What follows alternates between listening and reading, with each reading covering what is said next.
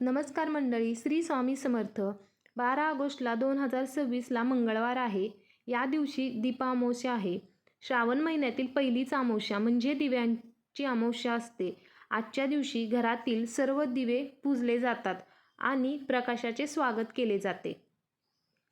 Video skip न करता शेवटपर्यंत नक्की बघा, कारण मी या व्हिडिओमध्ये पूजा कशी करायची आहे, किती दिवे लावायचे आहेत आणि धनप्राप्तीचा उपाय कोणता आहे आणि आईने मुलाचे औक्षण कसे करायचे आहे, या सर्वची माहिती मी या व्हिडिओमध्ये दिलेली आहे. आणि तुम्ही चॅनलवर नवीन असाल, चॅनलला सबस्क्राईब केलं नसेल तर चॅनलला नक्की सबस्क्राईब करा. दीपामावस्या म्हणजे काय? दीपामावस्या म्हणजे अंधारावर प्रकाशाचा विजय. श्रावण सुरू झाल्यावर शेतकरी शेतीची कामे करताना दिव्याचा खूप उपयोग करतात. म्हणूनच या दिवशी शेतकरी आणि गृहिणी दोघेही दिव्यांची पूजा करतात. असं म्हणतात की आजच्या दिवशी दिव्यांची पूजा केल्याने घरात सुख, शांती आणि समृद्धी नांदते. पूजा करण्याची पद्धत अगदी सोपी आहे, काही अवघड नाही.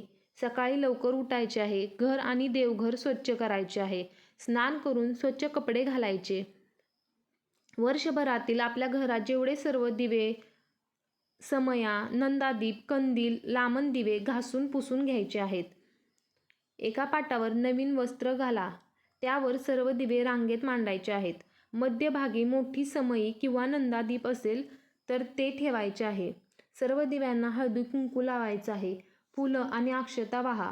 तुपाच्या किंवा तिळाच्या तेलाने दिवे प्रज्वलित करा. नसेल तर आपलं साधं गोडे तेल वापरलं तरीही चालेल. दिव्यांना पुरणपोळी किंवा मग गोड्याचा नैवेद्य कोणताही दाखवला तरीही चालेल. तर हे दिवे लावून झाल्यानंतर कोणता मंत्र म्हणायचा आहे तर ते ऐका. दीपज्योती परब्रह्म, दीपज्योती जनार्दन, दीपोहरतु मे मामन, दीपज्योती नमोस्तुते. हा मंत्र म्हणा आणि आरती करा. घरात सुख, शांती, समृद्धी आणि आरोग्यासाठी हात जोडून आपल्याला प्रार्थना करायची आहे. तर दिवे किती बनवायचे आहेत तर याला काही बंधन नाही. जेवढे घरात आपल्या दिवे असतील तेवढे आपल्याला लावायचे आहे. याशिवाय जर कणकीचे दिवे तुम्ही बनवणार असाल तर 11 किंवा 21 दिवे बनवून ते पण तुम्ही लावू शकता. मुख्य दरवाजाजवळ, तुळशीपाशी, देवघरात आणि प्रत्येक घराच्या कोपऱ्यात दिवा लावायचा आहे. प्रकाश जितका जास्त तितकी देवी लक्ष्मी आपल्यावर प्रसन्न होते. तर आता आपण आईने मुलाचे औक्षण कसं करायचं आहे. दीपामावस्याला आईसाठी खूप असा महत्त्वाचा दिवस आहे. एक ताट घ्या, त्यात प्रज्वलित दिवा ठेवायचा आहे. थोड्या अक्षता घ्या, हळदी कुंकू, पाणी, लाडू किंवा मग गोड पदार्थ ठेवायचा आहे. मुलाला पाटावर बसवायचं आहे. या ताटाने मुलाच्या डोक्यावरून 3 वेळा औक्षण करायचं आहे. त्यानंतर कोणतीही बाधा येत नाही असा विश्वास आहे आणि यामुळे मुलाचे आयुष्यही वाढते.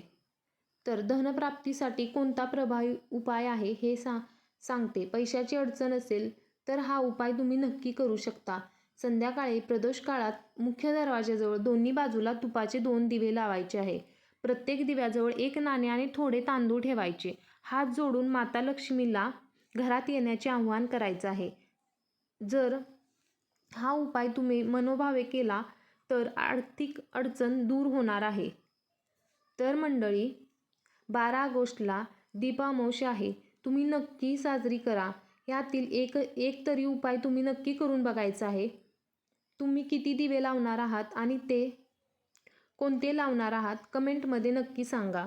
व्हिडिओ आवडला असेल तर लाईक, शेअर करा आणि अशाच माहितीसाठी चॅनलला सबस्क्राईब करून बेल आयकॉन प्रेस करा.